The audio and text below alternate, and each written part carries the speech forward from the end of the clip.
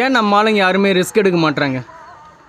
பல காரணம் இருங்க. மொதல் விஷயம் நம்ம அவ்வளோ வசதி இல்லை. அதாவது ஒரு ரிஸ்க் எடுத்து அதனால் லாப நஷ்டத்தை நம்மளால் தாங்கி குடிக்கிற அளவுக்கு. ஓகே, அதனால தான் படித்து முடிச்சோன்னே வேலைக்கு போன்றாங்க. ஏன்னா அங்கே அங்கே எவ்வளோ அவமானம் நடந்தாலும் உனக்கு அந்த வேலை பிடிக்கவே இல்லைனாலும் மாதம் ஆனால் சம்பளம் வரும்ப்பா.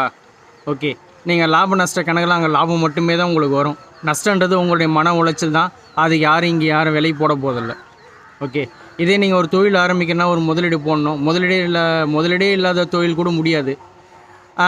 எந்த தொழில் நீங்கள் ஆரம்பித்தாலும் லாபம்னு ஒன்று வரணும். ஓகே, ஸ்டார்டிங்கில் வராது. அது பல சிக்கல்கள் இருக்கும் அவங்க அந்த தொழில் கற்றுக்கிற வரையும். அப்போது அந்த நஷ்டத்தை அதெல்லாம் நஷ்ட கணக்கில் தானே வரும். அப்போ அந்த நஷ்டத்தை தாங்கிக்கிறது யார்? இதுதான் இங்கே பிரச்சனையே.